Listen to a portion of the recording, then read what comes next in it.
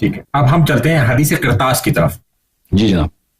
تو اس کے بارے میں آپ ذرا سا بتائیں کہ آپ کیا. رسول اللہ صلی اللہ علیہ وآلہ وسلم اپنے وفات سے کچھ دن پہلے، منڈے کو ان کا وفات ہے، خمیس کو یعنی تھرسڈے کو انہوں کچھ صحابہ آئے تھے ان کے ہاں، تو ان کو فرمایا کہ میرے لیے وہ بیڑ کی جو کھاندے کی ہڈی ہوتی ہے وہ لے کے آؤ، یا بعض روایت میں کاغذ لے کے آؤ، تاکہ میں ایک ایسی وصیت لکھ دوں کہ اس کے بعد تم کبھی گمراہ نہ ہوگے، یہ ضمانت ہے کہ تم کبھی گمراہ نہ ہوگے.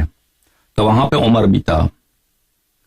تو عمر نے کہا، عمر وہ جو اس مخالفت کرنے والوں میں سب سے آگے تھا، تو اس نے کہا کہ یہ جو ہے نستجیر باللہ ہذیان کہہ رہے ہیں، حجر کہہ رہے ہیں، حجر کہتے ہیں کہ انسان ایسی باتیں کریں جس کا کوئی مفہوم نہیں ہے، یعنی ہذیان یعنی غیر سنجیدہ باتیں، غلط باتیں، وہ یعنی بالکل وہ اس میں جو ہے توہین کا جو ہے جہت بہت واضح ہے.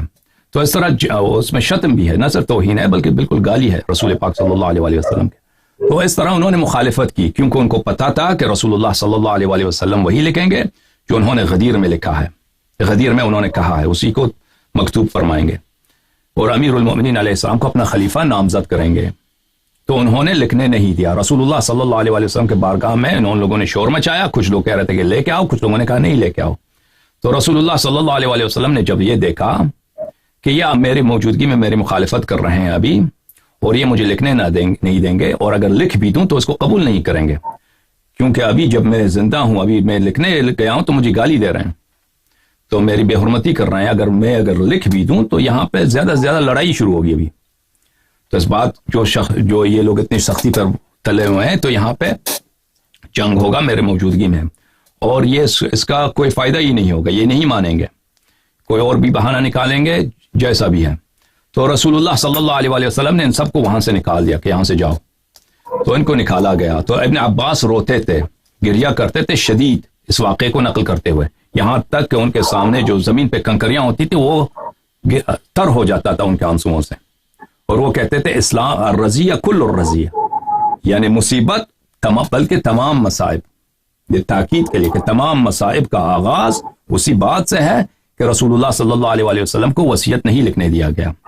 تو اس معاملے میں جو اہل سنت کی کتابوں میں بالکل بخاری میں 6 جگہ یہی بات ہے، بالکل یہ ابن عباس کی اور رونا وہاں پہ جو باتیں کہیں جاتی ہیں، جب اپلوڈ کرے تو اس میں ڈسپلے کر دیے گا، جب یہ لنک اپلوڈ کرے تو اس پہ ڈسپلے ہو جائے. تو یہ بہت معروف مشہور ہے. تو جو کہا جاتا ہے عام طور پر کہ صحابہ کو یہ خیال پیش آیا کہ رسول اللہ صلی اللہ علیہ وآلہ وسلم وہاں بیمار ہیں تو ان کو آرام پہنچاتے ہیں، ان کی آرامی کی خاطر، ان کی راحت کی خاطر، آسودگی کی خاطر ان کو نہیں لکھنے دیا جاتے ہیں. تو یہ بالکل غلط بات ہے. کیوں غلط بات ہے؟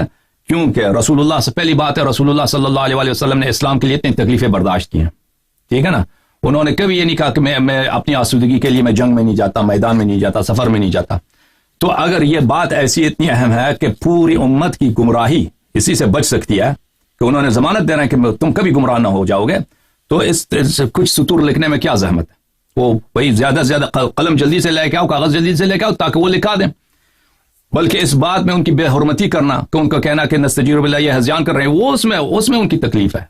پھر ابن عباس جو ہیں وہ ایک پاگل آدمی تو نہیں ہے، وہ رسول پاک صلی اللہ علیہ وسلم کے دشمن تو نہیں ہے کہ صحابہ نے رسول پاک صلی اللہ علیہ وسلم پہ احسان کیا ہے، کہ ان کو آرام کیا ہے، تو یہ رو رہے ہیں کہ یہ تو مصیبت ہے. تو یہ سب باتیں ذہن میں رکھیں. تو جو مخالفین کی جانب سے جو باتیں پیش کی جاتی ہیں کہ رسول پاک صلی اللہ علیہ وسلم کو آرام دینے کے لیے، ان کی آسودگی کے لیے، کمفرٹ کے لیے یہ باتیں کی گئی ہیں، یہ بالکل ایسی باتیں کہ کوئی عاقل شخص ان کو نہیں مان سکتا. اسی طرح یہ تجویز کرنا کہ رسول اللہ صلی اللہ علیہ وسلم ابو بکر کی خلافت لکھنا چاہ رہے تھے. ہم پہلی بات تو یہ ہم مان بھی لیں کہ وہ ابو بکر کی خلافت لکھنا چاہ رہے تھے، مان بھی لینا، پھر بھی صحابہ کو گالی دینے کا، بے حرمتی کرنے کی اجازت نہیں ہے، ٹھیک ہے نا. بات یہ ہے کہ صحابہ نے ان کی حیات میں ان کی بری طرح بے حرمتی کی ہے. ان کی وفات سے کچھ دن پہلے بے حرمتی کی ہے اور کہا ہے کہ یہ ہذیان کہہ رہے ہیں. تو یہ یہ اور بے حرمتی رسول اللہ صلی اللہ علیہ وسلم کے ساتھ اس کا حکم کیا آپ کو پتہ ہے؟ اس کا وہ ابوبکر کی خلافت لکھنا بھی چاہ رہے تھے تو یہ اس کی اجازت نہیں. دوسری بات، اگر وہ ابوبکر کی خلافت لکھنا چاہ رہے تھے تو ہمیں معلوم ہے کہ ابوبکر کو خلافت مل گیا، ابوبکر کو خلافت مل گیا، لیکن پھر بھی امت میں اختلاف، امت میں گمراہی ہے، ٹھیک ہے نا. لیکن رسول صلی اللہ علیہ وسلم کا وعدہ یہ تھا کہ اگر میں یہ وصیت لکھ دوں تو کبھی تم گمراہ نہیں ہو جاؤ گے. امت تو اب وہ اتنے فرقے بن گئے ہیں، کافر وغیرہ سب ایک دوسرے کی تکفیر کرتے ہیں. ابوبکر کو تو مل گیا، تو پھر کیوں رسول اللہ صلی اللہ علیہ وآلہ وسلم کی وہ ضمانت اور ان کی جو گارنٹی تھی وہ پوری نہیں ہوئی؟ تو واضح بات ہے کہ یہ جو سیاسی گروپ تھی ان کا جو ابوبکر کے بعد میں انہوں نے حکومت بھی دلایا، ان کا یہی منصوبہ تھا کہ ہم نہیں دیں یہ بات کہ رسول اللہ صلی اللہ علیہ وسلم اپنے بھائی کی جو خلافت ہے اس کے اساس کو یہ محکم کریں، یہ اس کو وصیت نہیں لکھنے دینا ہے، کیونکہ ان کو پتا تھا کہ رسول اللہ صلی اللہ علیہ وسلم وہی فرمائیں گے جو انہوں نے پہلے ہی غدیر میں فرمایا ہے. اور مزید کوئی حکم بھائی؟